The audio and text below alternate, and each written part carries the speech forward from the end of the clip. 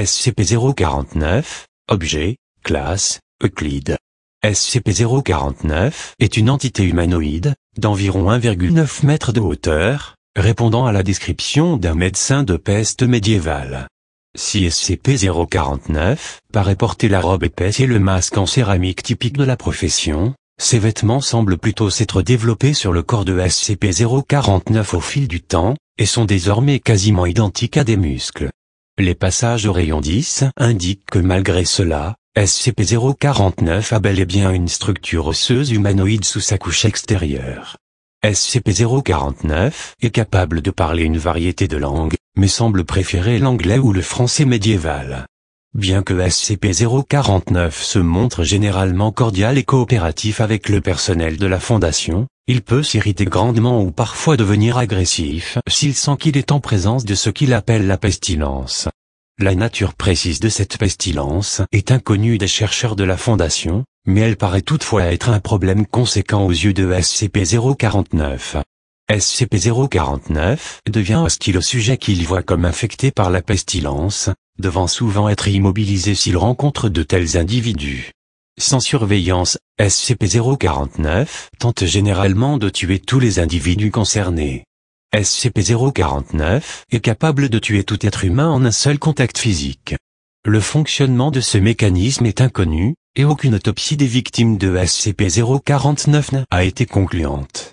SCP-049 a manifesté de la frustration ou des remords après ces éliminations, précisant qu'elles n'ont pas servi à grand-chose contre la pestilence, mais cherchera tout de même à mener une opération chirurgicale sur les corps en utilisant le matériel contenu dans une mallette de médecin noir, qu'il porte sur sa personne en toutes circonstances. Si les opérations ne sont pas toujours réussies, elles résultent souvent en la création d'instances de SCP-049-2. Les instances de SCP-049-2 sont des cadavres réanimés que SCP-049 a opérés. Ces instances ne conservent visiblement pas de souvenirs antérieurs ou de fonctions cognitives, ne présentant que des capacités motrices basiques et des mécanismes de réaction. Si ces instances sont généralement passives, se déplacent très lentement et de manière globalement maladroite, elles peuvent se montrer extrêmement agressives si elles sont provoquées, ou si SCP-049 le leur demande. Les instances de SCP-049-2 possèdent des fonctions biologiques actives, bien qu'elles diffèrent grandement de la physiologie humaine comprise. Malgré ces altérations, SCP-049 affirme souvent que les sujets ont été guéris.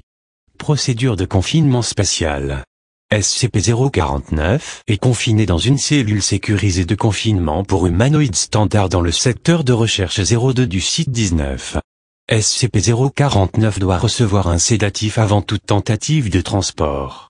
Pendant le transport, SCP-049 doit être neutralisé à l'aide d'un harnais d'immobilisation pour humanoïdes de classe 3 et surveillé par 2 gardes armés au minimum. Si SCP-049 se montre en général coopératif avec la majeure partie du personnel de la Fondation, les attaques ou les changements soudains de comportement doivent être traités avec une force accrue. Les membres du personnel ne doivent en aucune circonstance entrer en contact direct avec SCP-049 pendant ces attaques. Dans le cas où SCP-049 devient agressif, l'application de lavande produit un effet calmant observé sur l'entité.